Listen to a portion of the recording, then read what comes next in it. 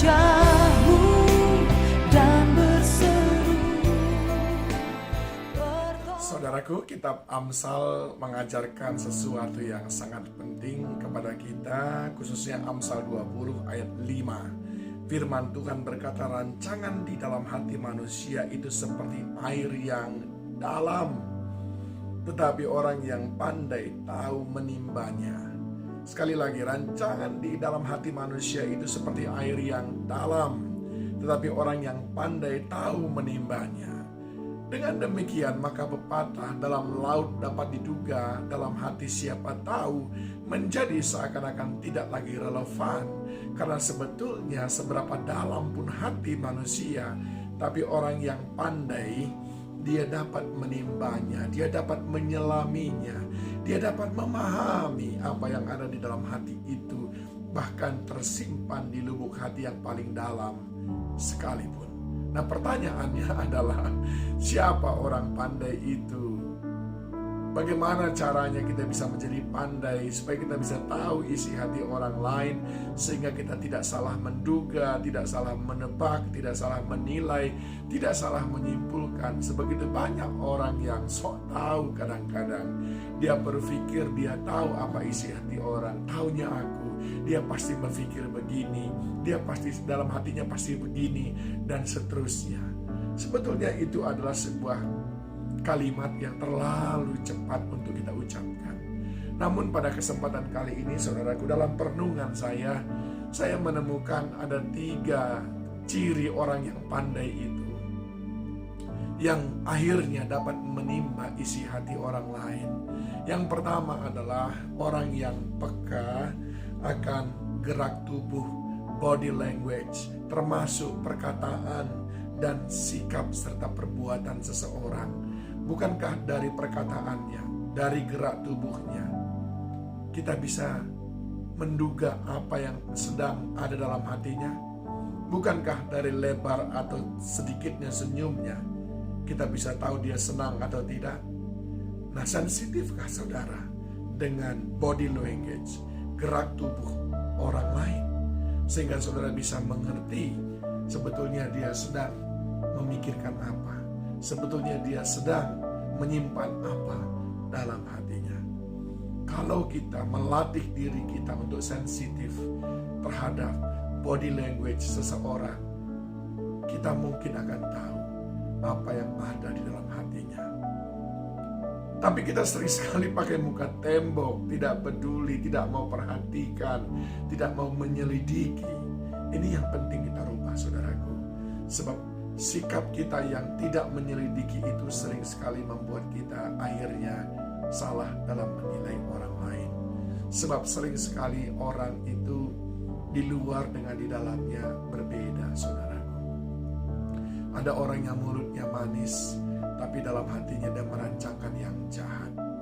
Oleh sebab itu tidak cukup hanya mendengar mulut manisnya, tapi juga perhatikan sikap dan perbuatannya. Itu yang membuat kita akhirnya bisa menyelami hati orang lain. Nah, yang kedua yang perlu kita perhatikan itu adalah kita sensitif dengan apa yang dikatakan oleh Roh Kudus. Roh Kudus berkata apa? Saudara bisa bertanya kepada Roh Kudus, Tuhan, apa sebetulnya yang sedang dipikirkan orang ini? Ajari saya, Tuhan, bagaimana mengetahui apa yang sedang dia pikirkan. Bukankah Roh Kudus menyelidiki hati kita? Dia menyelidiki hati setiap manusia. Dan kalau saudara memiliki hubungan yang intim dengan Roh Kudus, dia akan memberitahukannya kepada saudara. Tahukah saudara, begitu banyak hamba-hamba Tuhan di Alkitab akhirnya mengetahui dan tahu bagaimana cara bertindak karena Roh Kudus yang berbisik kepada mereka. Roh Kudus berbisik kepada Paulus sehingga akhirnya mereka selamat, tidak jadi kapal karam.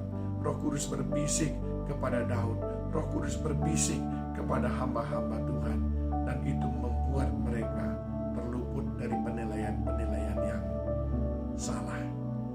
Saudara bisa mengenal seseorang dari keintiman saudara dengan Roh Kudus. Saudara bisa mengenal dengan seseorang dari komunikasi saudara dengan Roh Kudus. Roh Kudus akan memberitahu saudara.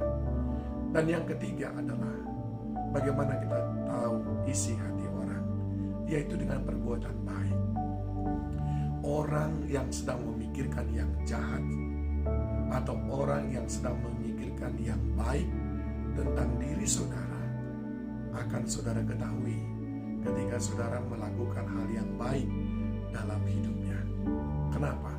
Ketika dia memikirkan yang jahat lalu saudara balas dengan yang baik, kemungkinan dia akan menunda kejahatannya ataupun membatalkannya, karena akhirnya dia mengenal saudara bahwa saudara orang baik. Ketika saudara melihat seseorang lalu saudara memberikan perlakuan yang baik lalu dia membalasnya, maka saudara akhirnya mengenal isi hati mereka. Mereka adalah orang-orang yang baik. Itu adalah cara paling efektif untuk mengetahui isi hati orang lain. Benarlah kitab Amsal berkata bahwa hati orang begitu dalam, tapi orang pandai dapat menimbanya.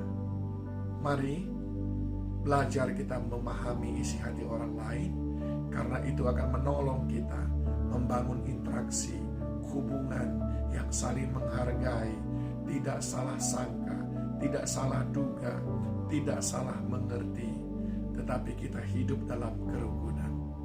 Begitu juga di tengah-tengah keluarga saudara.